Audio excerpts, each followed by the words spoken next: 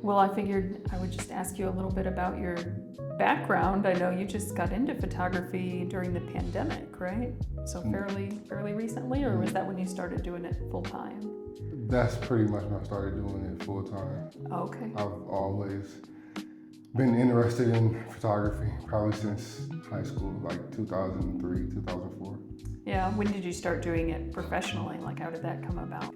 Pretty much after the Illinois State Museum put my pictures up from the George Floyd protest. Okay. And so them putting them up on the outside of the museum got me a lot of notoriety. And from there, it kind of jumped up my professional career. Right. Is that how you got your 10,000 followers on 1221 Photography? It was a good start to it. Yeah. 'Cause Yeah. you're like Springfield's influencer. We've talked about that before. You have a very big social media following, and Yeah. of course you do a lot of community events. Have you always been pretty involved in the community, or was that more when you started doing the photography? More when I started doing photography, just seeing, photography helped me get out into the community more and be a part of the community more by capturing different moments and talking to people.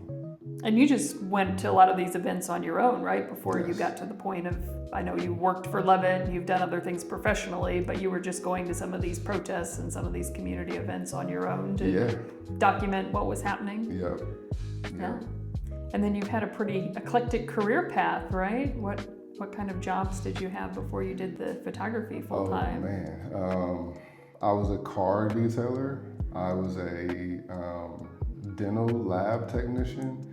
Really? Yeah, I worked at Nelson's Catering. Like I did so many different jobs, but even then I still kind of, on the weekends still did photography. Not to the volume that I do it now, but photography has always been Your with thing? me. Yeah. Well, then of course, when you started with us at Illinois Times, your title is actually digital content coordinator because you're doing photography, but then other things as well. So what made you want to kind of expand on the photography? Well, I figured if I, did all this stuff on my own, working with Illinois Times, I would get in front of people I've never met before and know more people and know more situations, and that's interesting to me. Yeah.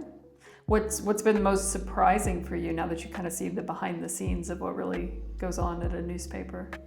All the work that the reporters do, like contacting people and tracking down people and getting all the right information.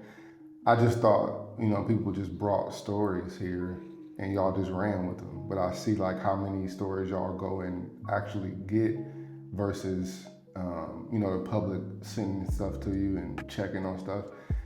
And also how many things need pictures. At the last minute. Yes. Yes. Lots of that. What do you think people would be surprised to know about photography that maybe people, everybody's got iPhones now and sort of like reporting, right? Everybody thinks they can go out and hold up a camera or take a picture and express their opinion on it. And I imagine photography is a lot the same way, where a lot of people fancy themselves photographers now, but it doesn't really rise to the level of what you do. No, because I feel like anybody can take a picture. Anybody can, which I've heard a lot, just press a button. But knowing when the right moment to press the button and respectfully taking pictures too. Because sometimes you have to just take a picture, but sometimes you want to make sure it's the right setting, it's the right atmosphere, and you're not too aggressive with how you take pictures. Mm-hmm. And asking permission, if his kids around or somebody who just doesn't want to be, photographed, you got to clear that stuff up too. So what are some of your favorite things to photograph? Honestly, just people being people. If I could travel just the world, taking pictures of different cultures, doing what they normally do, I would love that. But to this point, up to now, my favorite thing to shoot is ballet by far. Really? Yeah. Why is that? Just the movements. It's half of being there in the moment shooting and half getting back home and connecting the dots and realizing like, oh, this was that moment, this was that moment. That helps the way I edit too, knowing like if it was a emotional performance or a happy performance, I kind of try to edit that way too. And how did you get into doing the video? Because you're doing a lot of video for us as well. Just jumped into it.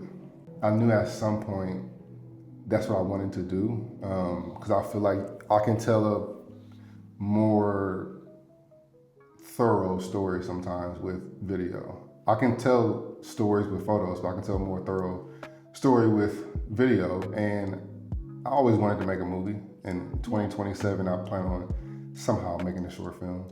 Okay. And so what's your, you prefer photography or video? Oh, always photography. Yeah.